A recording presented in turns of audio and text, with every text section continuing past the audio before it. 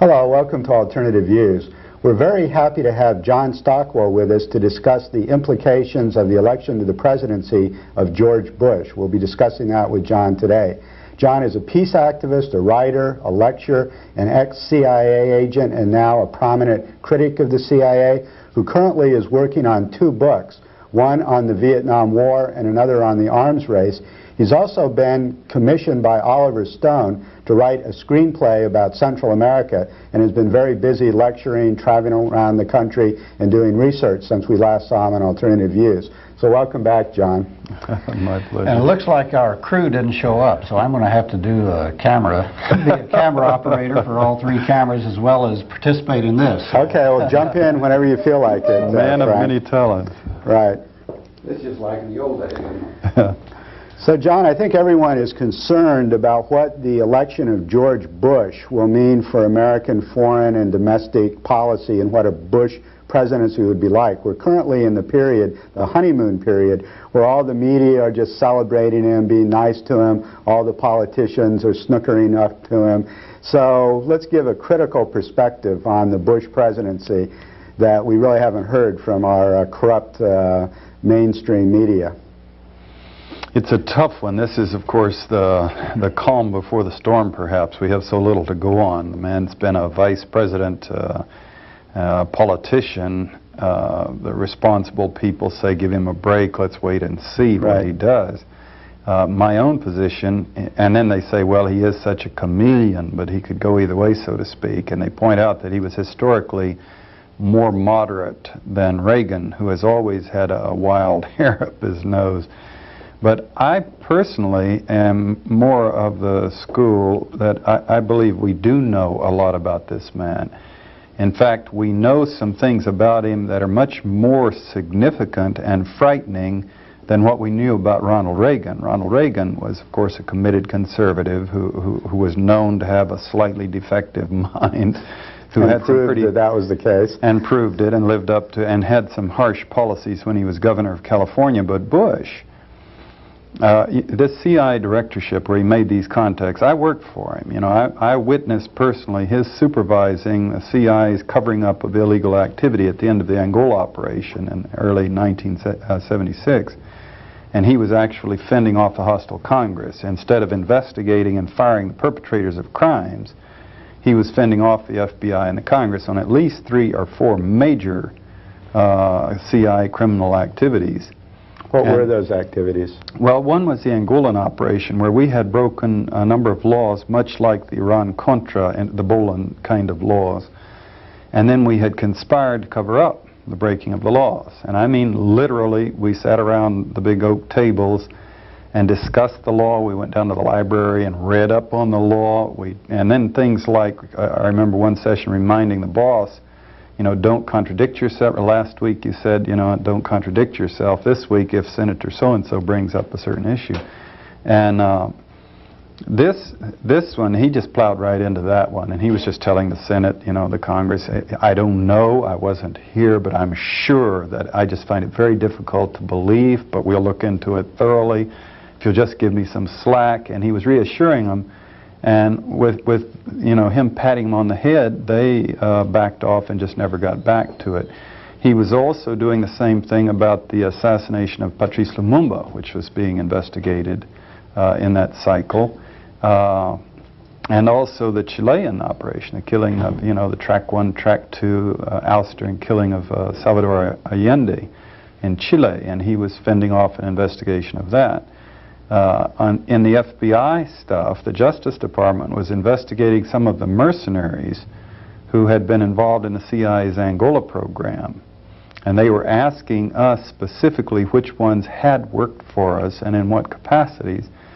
And a young attorney showed up from the General Counsel's office responding to Bush's supervision policies, and actually went through my files and purged documents that he thought would be legally incriminating if we were subpoenaed, you know, if we were investigated. And all of that was a thorough indication of Bush's policies as I witnessed them. Beyond that, we have an incredible record that we'll get into in greater depth as we chat here now. of the connections that he picked up when he was CIA director. So we have not only Noriega, but we have a dozen or dozens of Noriegas who have blackmail control of this man. Now, one would like to give anyone the benefit of the doubt and say, hopefully they're going to be more moderate, but this man even wished he to be more moderate on CIA activities, would have an uphill fight, because that establishment has got so much dirt on him. And I personally don't believe he really has any desire or instincts to withdraw from them. I think he sees a secret world that goes back to that skull and bones thing at Yale, that kind of secret elite manipulation, the Knights of Malta. I think psychologically he's just deeply committed to a view of the world where there's elite insiders who are well above the normal laws of man and God. You look at see who's been the heads of the CIA all these years, and it's been people who've been right up at the top and intermingled, interlocked with the top people in the American power structure. It seems that that's such an important part, running an intelligence service, that the establishment people don't want any outsiders doing it. Well, what is the implication then of having an ex-CIA director, the President of the United States? This is the first time that this has ever happened, that someone who is so deeply involved in intelligence activities is actually the President. Well, it's a giant step towards the national security state is what it is. It's a huge victory for the national security establishment. And always remember that although it goes far beyond the CIA, but the CIA was created in the National Security Act of 1947. And the national security establishment has the CIA as one of the inner chapters, so to speak. And to have one of its directors bought into the thing totally and controlled by all of the illegal activities that he's been privy to and part of, it means just that. We've been watching and worrying, and people have been writing books for 15 years about the national security state. And this is a giant step in that direction, is what it amounts to. So does that mean that the CIA will have much more influence in current policy than they would have otherwise, and that Bush has this mentality, the sort of conspiratorial, covert action, interventionist view of the world that these people have? How do you think that might translate practically into an increased role for the CIA? Or increased influence on Bush? You get into some nuances or personalities, if you will. Overall, the establishment that the CIA represents is much stronger, having Bush as president. However, it's difficult to imagine the CIA being more dominant and active than it was under William Casey, for the simple reason that the man was wild, Wild Bill Casey, right. And he was running poorly thought out, very aggressive operations in every corner of the world. Now, Bush has decided to go with William Webster. Now, Webster is no saint. As the head of the CIA. As the head of the CIA, which means... Right. Yes, which means the head of the intelligence community, because the CIA director coordinates all of the intelligence in the 7 bureaucracies. Webster is no saint. It's not that that it makes you feel reassured. In fact, he ran COINTELPRO 2 in the FBI under Reagan when they were harassing the people who were supporting or lobbying against the Contras. And but what's the most ominous thing about this man is that the establishment exonerated him totally. He was permitted by the Congress, by the establishment, by the Washington Post media, at the end of that thing, when it was exposed, of taking the idiots out, the stupidity out, the moron out, of saying, well, it's true I was director of the FBI, but I wasn't aware of any of these activities. And, the Admiral's ship sinks, and he said, well, I wasn't aware it had a hole in the side. This sounds like a Ronald Reagan deficient management style, or simply lying. And Bush used the same out. He sat in 17 meetings of the National Security Council in which they discussed the Iran-Contra scandal, And he says he doesn't remember there ever having talked about it. It was also another interesting thing that he said when they asked him about Oliver North on one of the TV things. He said, well, they made 2 or 3 mistakes. The fact that it was all illegal never even fazed him. It didn't make any difference. Back to Webster, though, it's interesting to note that 2 levels of the intelligence or national security establishment, not the community, the hard, you know, the paid professionals, the on-duty professionals, but the community has spoken out at 2 levels.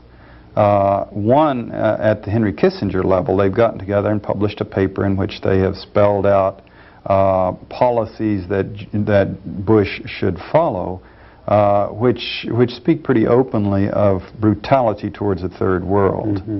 And then at a level below that, the Georgetown professors, where McFarlane went to work after he left the White House, where Ray Klein and others operate from, where they publish these books, the intelligence requirements for the 80s, and now they've come out for the 90s. These people, Robert Gates, the former deputy director, these people have come out with publications and statements and radio interviews and whatnot, vigorously protesting Webster as CIA director because they say he is soft on covert action. He's not aggressive enough. Yet we know that Bush is such a believer in covert action that at least it's unlikely there'll be that much of a curtailing of covert action. Well, we're getting into nuances. They're going to run operations for sure. It's a question of how many and how wild. And then at a certain point, you see, it's almost in the world's interest. God knows this is a perverse kind of logic, but it's almost in the world's interest to have a William Casey as opposed to William Webster, because Casey would go so far that he would self-destruct. Right. He was truly crazy, wild. And so these things would be exposed, and there would be a reaction. The Congress would clash with him endlessly. He would mining the harbors and lie about it. Whereas Webster is muting it with the Congress and building good relations, and by having a little bit better judgment, he may actually accomplish more in the long run, and it may be harder for us to crack it open. John, could you go into some more detail on this blackmail theme of how Bush might be subject to blackmail because of his involvement in the CIA and in other activities during the Reagan administration? What would be an example of this, and how would such blackmail work? Well, let's go into the most obvious case that we know of, the one that we have the best documented so far. And this is this Black Eagle thing that was started in '82. Essentially, in a reversal of roles, the CIA is actually created to give the White House and the executive plausible deniability, so they can keep clean, and if the CIA does something wrong, they can, well, we didn't know about it, and they can fire the CIA's director. William Casey reversed this policy, and it was actually quite clever in retrospect in the Iran-Contra thing. He initiated the Iran-Contra thing, but he managed to have Ronald Reagan and the White House take the heat for it. He ran it through Oliver North. So it became a political thing, whereas the CIA was clearly under the thumb of the Congress, or should have been, or legally was. But he also, this Black Eagle operation of delivering arms to the Contras, he got George Bush to front for that, to use the Vice President's office to front for that. And Bush was a very activist Vice President, running this thing they had on anti-terrorism, supposedly, which is, of course, 1984 doublespeak for, running terrorist activities, smuggling arms. And through that operation, they began to work through Panama, and the planes flying through Panama, and Noriega gave them access to the airstrips that they needed, and immediately began working at the other end of the line through the Medellin, using the same Black Eagle planes to fly drugs up here into the United States. And Bush his office was running this thing.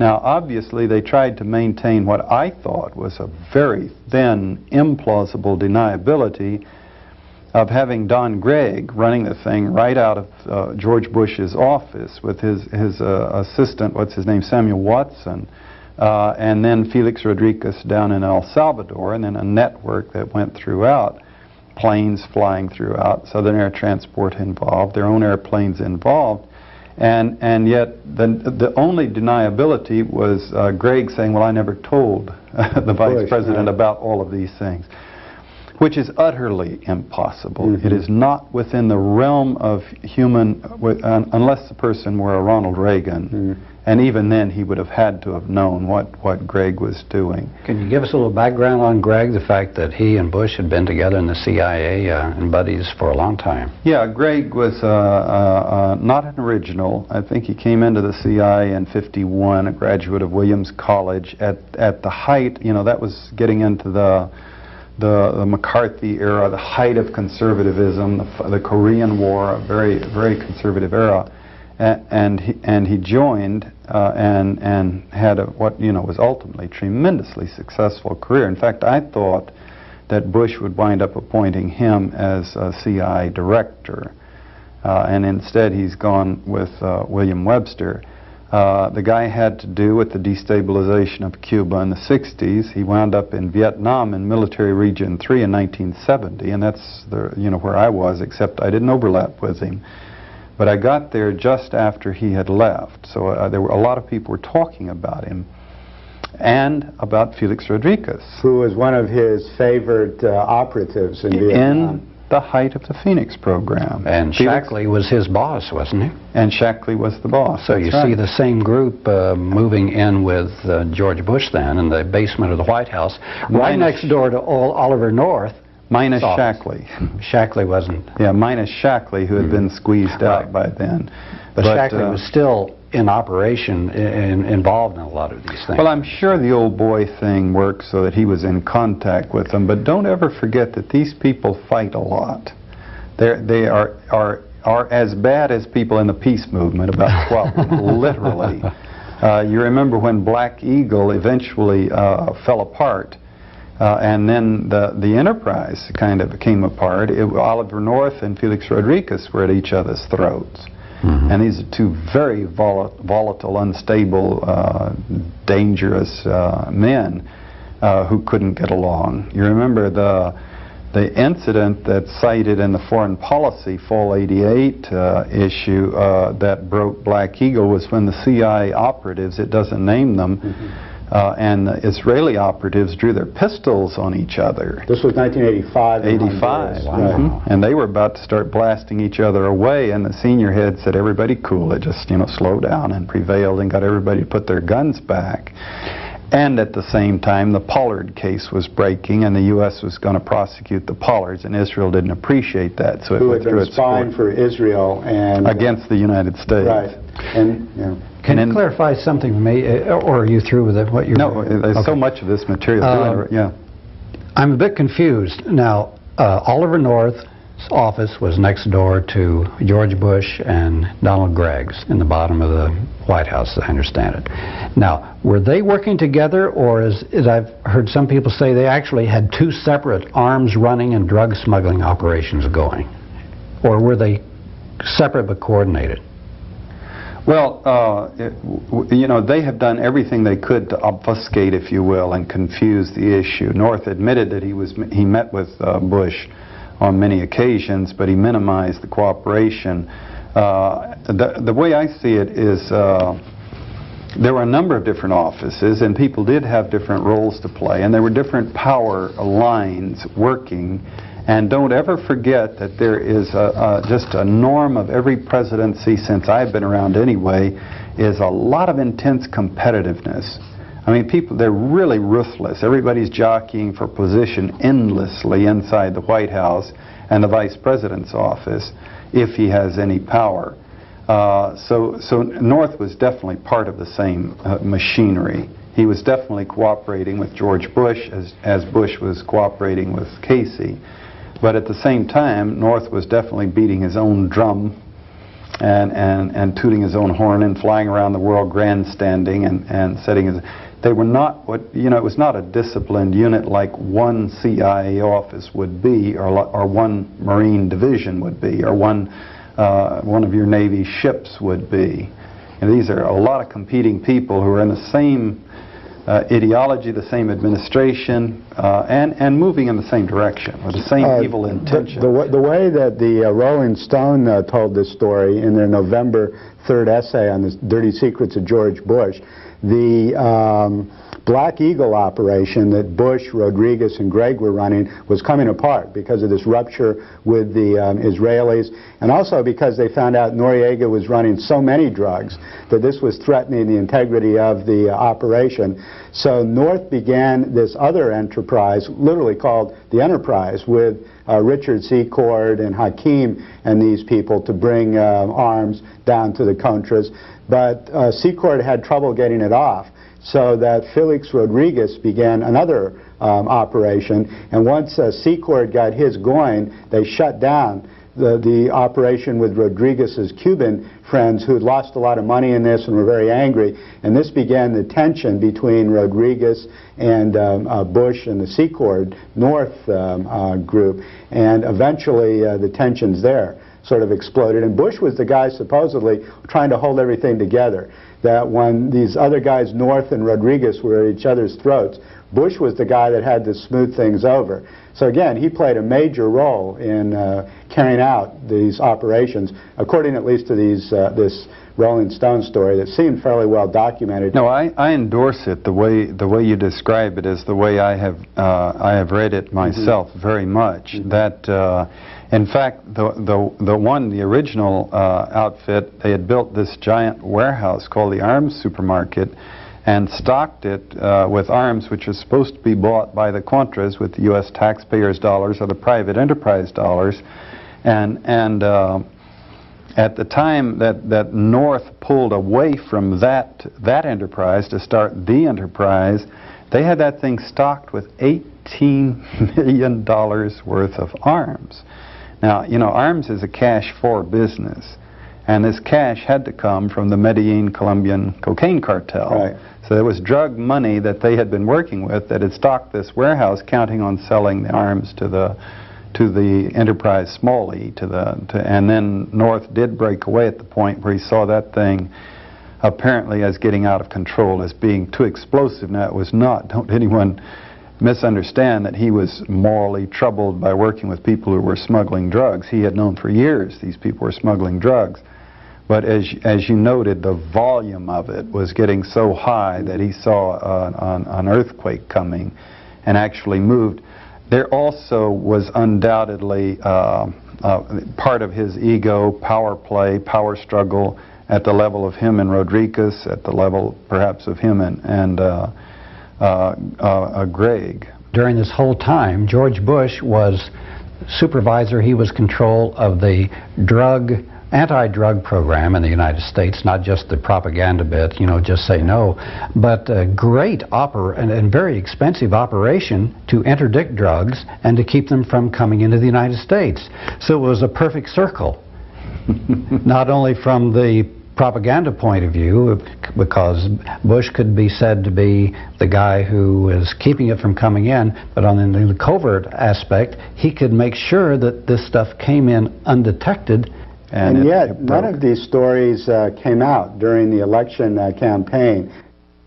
When I left for Europe on August the 17th, during the Republican convention, Dukakis was 10 or 15 points ahead. Bush had just nominated chosen Quayle, as vice president. It looked like it was going to be a self-destruct operation. And when I came back a month later, Bush was 10 points ahead. What do you make of this? How do you analyze Bush's turning things around and winning the presidency? What was involved in this?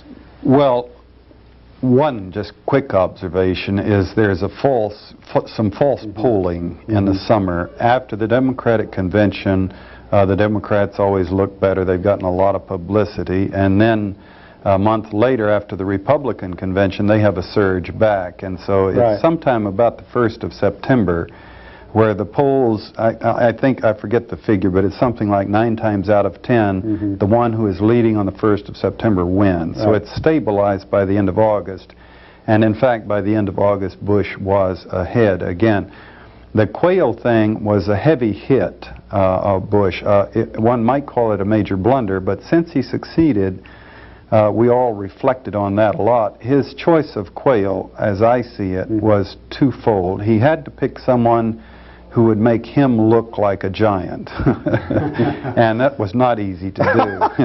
If he picked Bob Dole, for example, someone who knew more and had a stronger personality, he would have all kinds of problems. He also, in my opinion, and this is an analyst's opinion, you know, this is not based on any hard quotes or anything, very subjective, but he also had to pick someone who was bought into the Iran-Contra scandal. And Quayle was. He was the senator from Indiana, and Indiana's the state that John Hull, you know, came from, who was the man who had the ranch in Costa Rica from which all the drug smuggling and the arms, you know, from the southern side of the Contra thing had been run. And it turns out, as we dug up in August and found out, this young man working for Quayle introduced Hull to Oliver North originally, and that young man's name was Robert Owens. And Owens was involved in all this? Owens was working for Quayle when he introduced John Hull. Oh yes, when he introduced John Hull to Oliver North and gave them that whole option, which evolved into the enterprise and the whole scandal. That's incredible. The whole interconnections, all of this, even Quayle. I mean, this is amazing. To go back, this is a very complicated thing, but I think we can sort it out. I don't think Bush dared to have someone in office who was clean of the Iran-Contra thing, like Dole, who could benefit from an impeachment.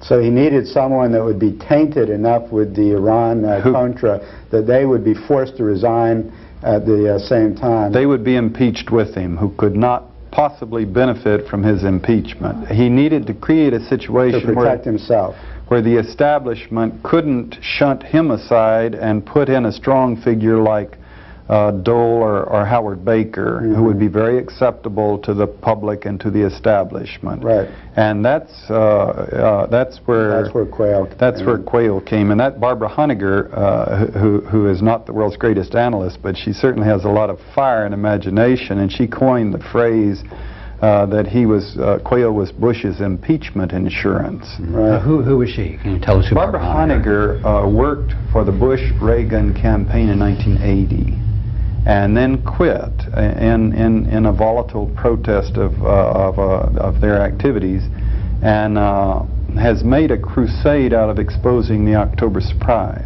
We might as well get into this, since this is one of the stories that was covered over by the mainstream media. What was her initial story? Well, her initial story was that the Reagan-Bush campaign, William Casey, the Reagan-Bush campaign had made a deal with the Iranians to keep the embassy hostage through the elections, and then another 76 days so that Carter wouldn't even get credit for their release, you know, so that Reagan would get the full credit for their release. And they were, in fact, released 2 hours after he was sworn in, which was enough time for the word to get back to Iran that he was, in fact, president. And then, the hostages were released. They were actually held at the airport waiting for this confirmation. And then to go back to our other thing we were working on here is, why didn't Dukakis take Bush's head off with this stuff, which he could have. God knows, you can see the television commercials or shows, you know, or interview 5-minute segments showing the Noriega link, the Black Eagle, the whole stuff. We had all of this, and we were definitely trying to feed it to them. And what we got back from them was this is from the Dukakis campaign. The Dukakis, and we got inside. We got the movie Cover Up delivered to them. We got the movie, the PBS Frontline show Guns, Drugs, and the CIA delivered to them. We got in to see them, some of the people in this broad, disorganized group of scholars researching this thing, and we got from them a resistance.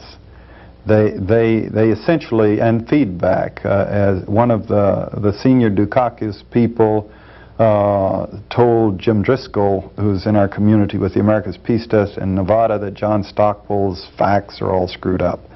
And I immediately, what facts? What is it? Because I consider myself, if not an academic, nevertheless a scholar of these things. And so what facts? Because I want to check them out. Because if I am screwed up, I don't, I don't. And they wouldn't give us any details, but they just rejected the stuff out of hand. Now, if you'll permit me, just very quickly to create a scenario or give you my analysis of what happened. And we note the scandal broke or was broken by the establishment in November of '86, the Iran-Contra scandal, and it led to a dismantling of the Reagan White House. And then later they gave him his credibility back with the INF agreement. Now, in the winter of 1987, George Bush was written up by every major columnist as being out of business. He was finished politically. They were saying this openly.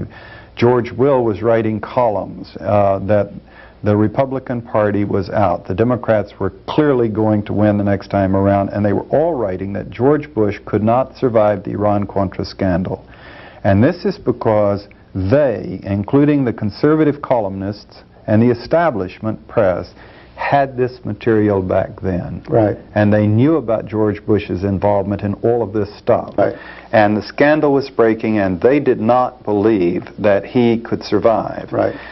By the spring, he had survived to the point, battling, as I put it, to stay out of jail. He had hung in there. He didn't resign or retire. And they began to wonder what the U.S. People's tolerance was of this scandal, how much it would stick. Then they engineered the Iran-Contra hearings in the summer, which were carefully orchestrated by Danny Inouye, the Democrat, in cooperation with the other Democrats. Cohen and Mitchell, for example, wrote the book Men of Zeal, which they profess to be an expose of behind the scenes, but they do not, in fact, expose. It's a continuation of the cover-up. They do not, for example, discuss their resistance at having of allowing the Black Eagle stuff to be investigated, and their own resistance of having the George Bush drug linkage investigated. So the committee drew a line and said, we won't investigate beyond this line. So they gave the nation the appearance of an airing, and they did not, in fact, probe into the things that would have led them into the impeachment of George Bush. And this had a catharsis effect on the nation. And then we get into the fall, and then the winter of '88, and then the spring, and there's still a debate going on in public. Remember Dan Rather, who tried to nail Bush. He tried to break this stuff into the open. And that special CBS interview. And what happened was the establishment came down on him and said, no, we're not going to go after George Bush.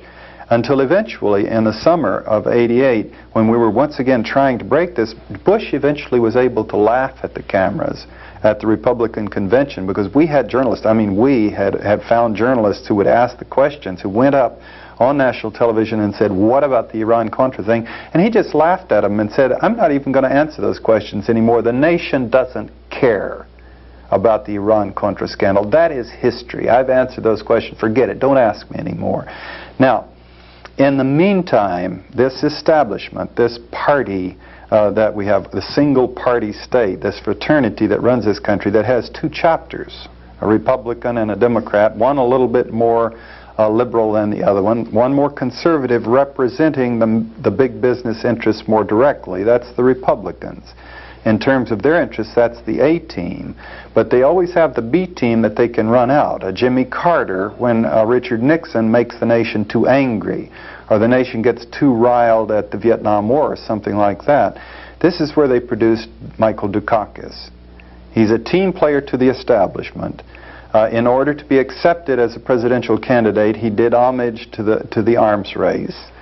He said eventually that he would give humanitarian aid to the Contras. He would consider it. He said definitely he would give military aid to El Salvador, which means he bought into all the principles of the covert secret government, of the covert operations, of the covert manipulation of the world. He was singing another song when he was trying to get the Democratic nomination. That's right. Before, his background was progressive, but he bought in. They screened him into the system. They groomed him into the system. He was advised that he could run, but if he would... So what he was there is, if the nation had clung, its outrage had been sufficient over the Iran-Contra scandal, they had Dukakis standing by. The B team to their interests And he would give them some grief by spending some money on housing and on medical insurance for people and things like that, which is not their choice of the way to invest the money. They want to invest it in missiles and things where they make greater profits. But he would support the arms race, and he would support the CIA and the covert establishment, the national security state's activities. But then they realized they did not have to go with the B team. The people didn't care. They didn't have to give the nation a B team. So they went ahead and went with the A team, which was George Bush, i.e. they concluded eventually that they could Teflonize Bush despite all of this incredible activity and sell him to the nation, and they did. Why, though, did Dukakis as the B team not go after Bush more aggressively? Because he's a member of the team. He's a member of the fraternity. Why did Dan Inouye? They had Ronald Reagan and George Bush by the short hairs. They could have impeached them, and they didn't, because they couldn't impeach a popular president like Reagan and Bush without losing control, the public trust. See, this gets back into the Howard Zinn thesis that the American Revolution occurred when the rich white people, rich white males over here, wanted to take power away from the same element in England, and they engineered a deal with the people whereby they would give more freedom to the people than they had under the monarchy or the colony.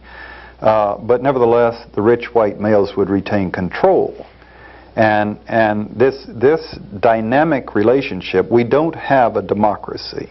We do not, even to this day, vote for the president. We vote for electors who select the president. In addition to which, this two-party system we've evolved gives them further control, because even the selection of the candidates, it's done by about 50% vote, popular vote through the primaries, and about 50% through the frozen delegates, or the hard delegates, or the super delegates, who are party hacks, who control, the party machinery, controlling ultimately who gets nominated. This is why Pat Schroeder gave it a run and dropped out, is because her traveling and consulting with the super delegates, the frozen delegates, the power structure of the party, she was told she would not be permitted to win whatever happened, on the popular side of things.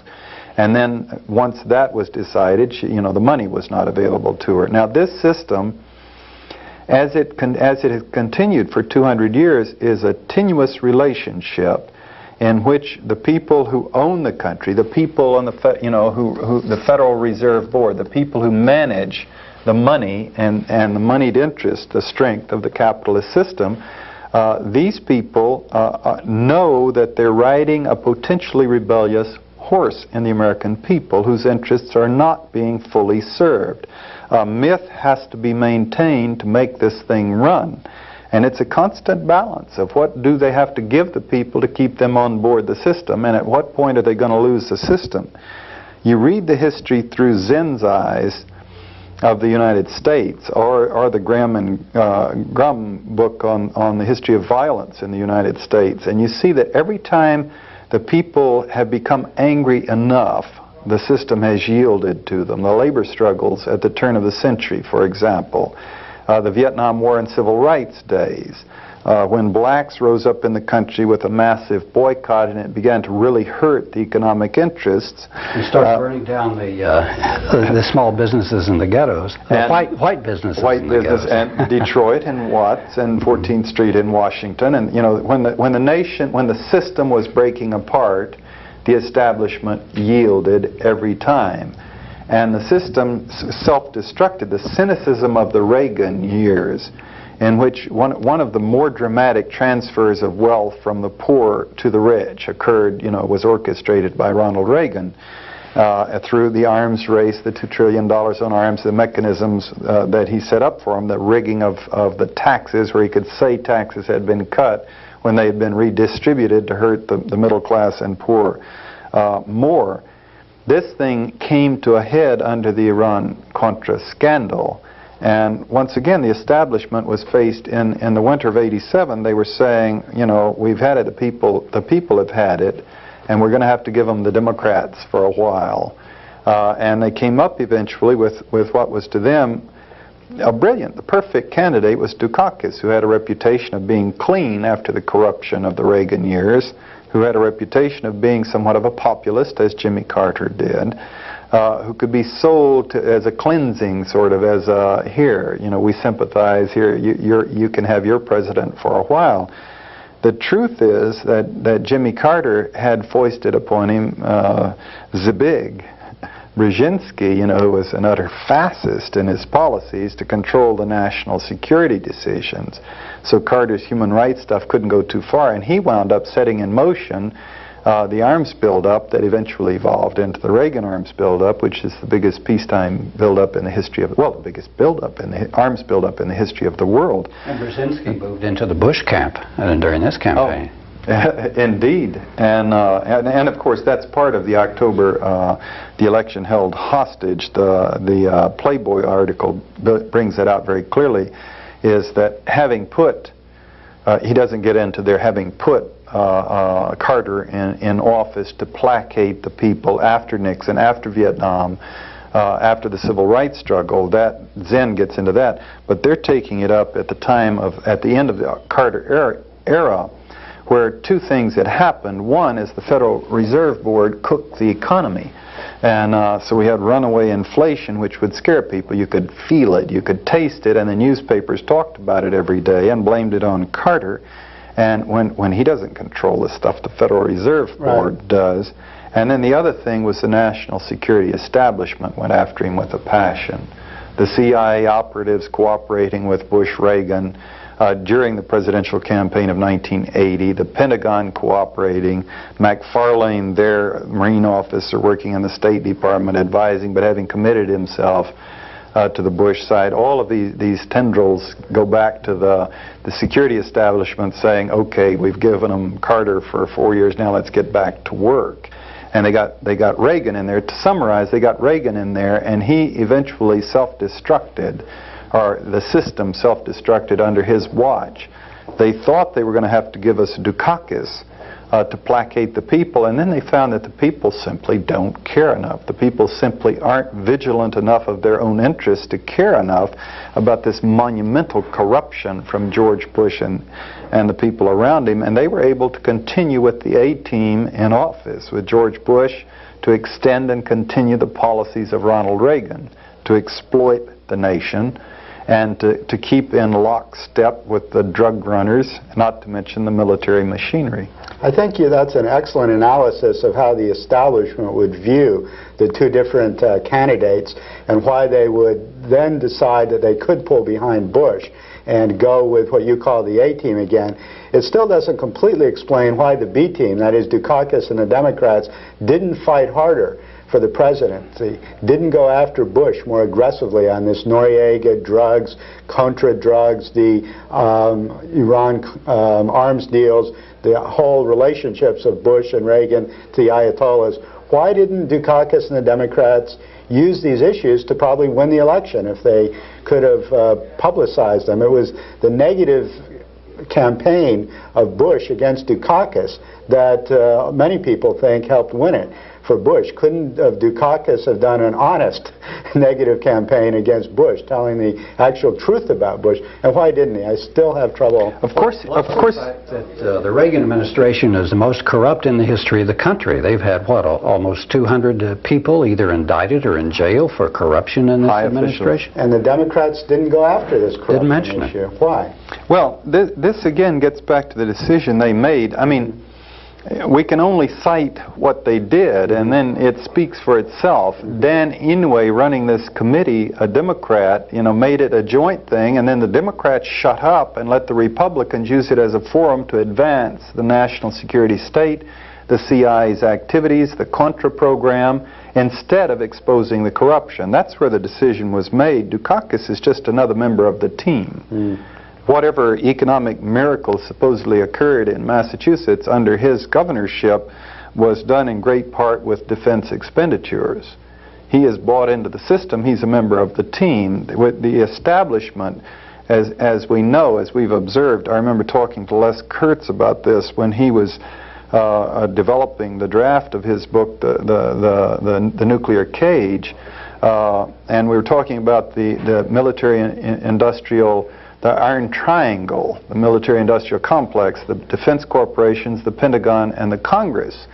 And then we took it a step further. Of course, it includes the media. As everyone well knows, the point of alternative views is that the media is owned, literally, by the same people who own the defense corporations. But then we took it a step further. It's not even a quadrangle. It's a pentad, or a pentagon, because you also have the universities, the educational system, in which the defense corporations and the Pentagon are careful to invest heavily. 70% of some of these big universities' budgets come from defense, money. So the professors are paid for, the salaries are paid for by the defense complex, and so they're bought into the system. So you have that power structure and control, and that power structure determined not to let the system be destroyed or be weakened, even at the price of their own. Let me put it this way. Jimmy Carter, for example, he demonstrated this what I would call misdirected loyalty. After the 1980 thing, he did not go public and protest the Iran-Contra deal. He did not protest it in October when he had these reports coming in, because he didn't want to destroy the system of which he was part. To go back to another era, in 1960, Richard Nixon lost to John Kennedy in a very close election, which turned in part on Mayor Daley in Chicago counting every grave in Chicago twice.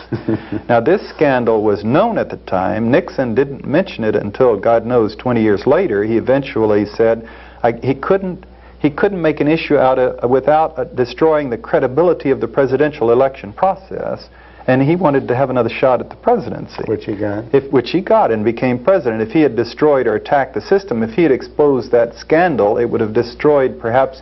It wouldn't take all that much to lead the American people to have a big mental breakthrough and demand a change in the system, perhaps in the direction of a parliamentary system, where we could, at the time of an Iran-Contra scandal, there would be forced a vote of confidence, and Reagan certainly would have been out. In December of 86, he would have been out, without question. This is my studies on the power structure in the mass media. This is the main thing they try to keep from the American public, how the economic and political system really works, because the Americans wouldn't like that at all if they really knew. Saw how scared the establishment dodged a bullet, how scared they got in the Jackson run at the presidency this last time, because Jackson is the first national prominent figure since I can remember who has achieved prominence and represents the interests of the people pretty directly.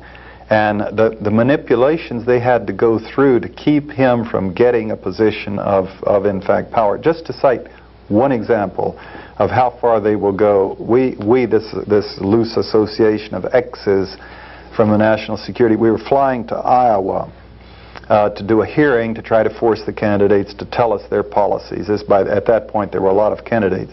And on the plane, the day we went up there, the New York Times had a big piece on where the polls put all the candidates at that time in Iowa.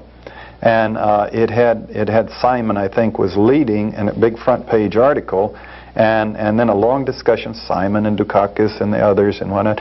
And then you went to page 3 for the bigger article, the details, and it turns out Jesse Jackson was running a very close second. It was sort of like 33 to 31, but his name was not mentioned on the front page of the New York Times. Well, the Times... And inside they showed the polls, but on the front page they didn't want him to have the name recognition. Well, the Times and all the mainstream media pretty much did a blackout on the, excuse the metaphor, on the Jackson campaign until the Super Tuesday primaries where he won, and then he became ahead actually after the Michigan primaries. He was the front runner, and then they had to give some attention to Jackson, and they tried to make it negative, and then Dukakis regained the momentum in the Pennsylvania, New York primaries. So that was probably the only hope, looking back. The party machinery shifted gears at that time, scared, because Jackson was leading, and there was a chance that the people would really get excited about this thing, and that 50% control asserted itself. The party machinery asserted itself, and Jackson was pushed down, and Dukakis was run in instead. They did it by calling Jackson a radical. They said it's not racial, we have no problem with his skin color, although there would be some people in the South who wouldn't vote for him, but he's a radical, meaning he doesn't support the establishment. And they got that word out to the party, to the party hacks throughout the nation. And the result is that Jackson's, I've been wishing and hoping, like what you said, that Jackson would split off and give us a third party. And with the people that I believe would follow him, we might be able to force onto the two-party system a viable third party. And then we could, throw our block of votes to the right or the left, depending on who would give us the most real concessions. I don't think Jackson will ever get these concessions from the Democratic Party, which is where he's trying to. I noticed the election night, I flipped on one channel, I think it was NBC, and the analyst was saying, well, the reason Dukakis lost was because Jackson spoke out for him. And then I immediately turned to the next channel, which was ABC, and that pundit was saying, well, the reason he lost was because Jackson refused to support him. Which was total nonsense, because Jackson was traveling all over the country, literally every day, campaigning. 10 things a day he was doing, or, many. And this was followed up, I saw a big Newsweek article analyzing the election, and it said, well, they were looking at the prospects for the future, and they said the only thing the Democrats can do is to go with people like Gary Robb, who are conservatives, so that the Democrats can move to the right. They said the worst thing they could do would be go Jesse Jackson, because it would tear apart the Democratic Party and destroy it. Who have lost every election with these centrist liberals like Mondale and Dukakis. But you were talking about the Democrats. Isn't there another problem which the Democrats had, and that is they went lockstep right along with Reagan and Reaganomics and providing money for the Contras. Arms the whole bit. Arms buildup. Absolutely. See, the arms buildup, for example, the money, the power structure that keeps the Democrats in office, the ones that are in office, Reaganomics paid off enormously for them. Now, you do get into a lot of individual struggles and infighting, and the system, it isn't monolithic, it isn't the controllers of the country being in lockstep. Not at all. Some of them actually jump out of the windows of their office buildings in New York committing suicide on occasion. There's a lot of tugging and pulling, but nevertheless, when the chips are down, the establishment will not go for the jugular vein, their own jugular vein, if you will. They will cooperate in a cover-up. Howard Baker, going in to straighten out the Reagan White House, thereby perhaps forever abandoning his shot at the presidency. Nixon, refusing to expose the scandal. Jimmy Carter refusing to expose the scandal. And Dukakis is the same thing. Dukakis refusing to expose the scandal. Lyndon Johnson's behavior after they'd killed John Kennedy. The Warren Commission, a cover-up. Let's get back to business as usual. Let's calm the nation down. Let's not take the scab off the wound, and let the people see. Let's paper it over and cover it up and put a bandage on it and get on with business as usual. Well, because of what's at stake is the viability of the system for them. So to draw a conclusion, to wrap up our discussion today, it would seem that we really can't expect from the Democrats or the media any real exposures of the scandals and corruption of the system, any real important efforts to change or reform or transform the system. That really depends on the people, that we're the only active agents of change, that it depends on alternative media, alternative socially critical progressive researchers to dig this dirt up. That this is sort of our obligation, that if change is going to happen, it's not going to come from the Democratic Party, it's not going to come from the media, it can only come from the people, so that our obligation during the Bush years is to be critical, vigilant, and militant in trying to smoke out all of these scandals and get rid of Bush and force the system to change. That that's the only way change comes about. Hello, welcome to Alternative Views. We're very happy to have John Stockwell with us to discuss the implications of the election to the presidency of George Bush. We'll be discussing that with John today. John is a peace activist, a writer, a lecturer, an ex-CIA agent, and now a prominent critic of the CIA, who currently is working on 2 books, one on the Vietnam War and another on the arms race. He's also been commissioned by Oliver Stone to write a screenplay about Central America and has been very busy lecturing, traveling around the country, and doing research since we last saw him on Alternative Views. So welcome back, John. My pleasure. And it looks like our crew didn't show up, so I'm going to have to do a camera, be a camera operator for all 3 cameras as well as participate in this. Okay, well jump in whenever you feel like it. Man of Frank. many talents. Right. This is like in the old days. So, John, I think everyone is concerned about what the election of George Bush will mean for American foreign and domestic policy and what a Bush presidency would be like. We're currently in the period, the honeymoon period, where all the media are just celebrating him, being nice to him, all the politicians are snookering up to him. So let's give a critical perspective on the Bush presidency that we really haven't heard from our corrupt mainstream media. It's a tough one. This is, of course, the calm before the storm, perhaps. We have so little to go on. The man's been a vice. And then we had conspired to cover up the breaking of the laws. And I mean literally, we sat around the big oak tables and discussed the law. We went down to the library and read up on the law. And then things like, I remember one session reminding the boss, you know, don't contradict yourself. Last week you said, you know, don't contradict yourself. This week, if Senator so-and-so brings up a certain issue. And this one, he just plowed right into that one, and he was just telling the Senate, you know, the Congress, I don't know, I wasn't here, but I'm sure that I just find it very difficult to believe, but we'll look into it thoroughly if you'll just give me some slack. And he was reassuring them, and with you know, him patting him on the head, they backed off and just never got back to it. He was also doing the same thing about the assassination of Patrice Lumumba, which was being investigated in that cycle, and also the Chilean operation, the killing of, you know, the Track 1, Track 2 ouster and killing of Salvador Allende in Chile, and he was fending off an investigation of that. In the FBI stuff, the Justice Department was investigating some of the mercenaries who had been involved in the CIA's Angola program. And they were asking us specifically which ones had worked for us and in what capacities. And a young attorney showed up from the General Counsel's office responding to Bush's supervision policies and actually went through my files and purged documents that he thought would be legally incriminating if we were subpoenaed, you know, if we were investigated. And all of that was a thorough indication of Bush's policies as I witnessed them. Beyond that, we have an incredible record that we'll get into in greater depth as we chat here now of the connections that he picked up when he was CIA director. So we have not only Noriega, but we have a dozen or dozens of Noriegas who have blackmail control of this man.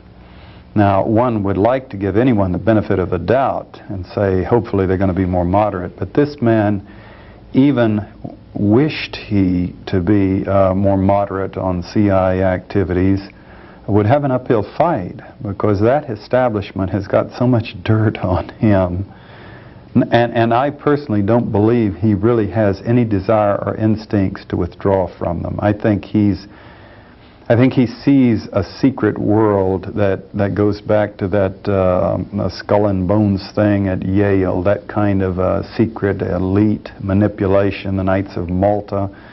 I think psychologically he's just deeply committed to a view of the world where there's elite insiders who are well above the normal laws of man and God. You look at see who's been the heads of the CIA all these years, and it's been people who've been right up at the top and intermingled, interlocked with the top people in the American power structure. It seems that that's such an important part, running an intelligence service, that the establishment people don't want any outsiders doing it.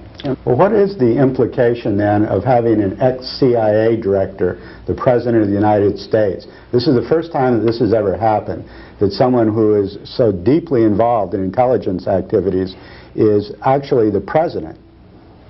Well, it's a giant step towards the national security state is what it is. It's a huge victory for the national security establishment. And always remember that although it goes far beyond the CIA, but the CIA was created in the National Security Act of 1947.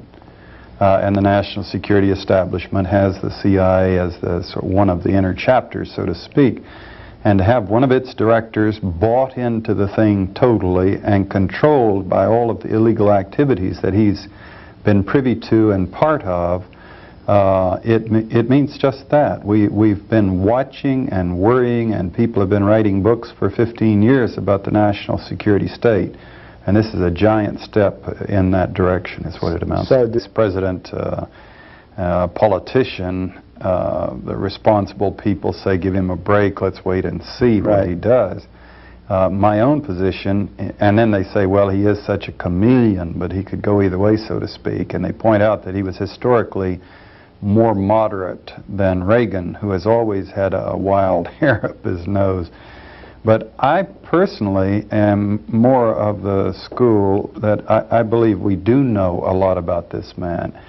In fact, we know some things about him that are much more significant and frightening than what we knew about Ronald Reagan. Ronald Reagan was, of course, a committed conservative who was known to have a slightly defective mind, who had some pretty, that was the case, and proved it, and lived up to, and had some harsh policies when he was governor of California. But Bush, this CIA directorship where he made these contacts, I worked for him. You know, I witnessed personally his supervising the CIA's covering up of illegal activity at the end of the Angola operation in early 1976. And he was actually fending off the hostile Congress. Instead of investigating and firing the perpetrators of crimes, he was fending off the FBI and the Congress on at least 3 or 4 major CIA criminal activities. What were those activities? Well, one was the Angolan operation, where we had broken a number of laws, much like the Iran-Contra and the Bolan kind of laws.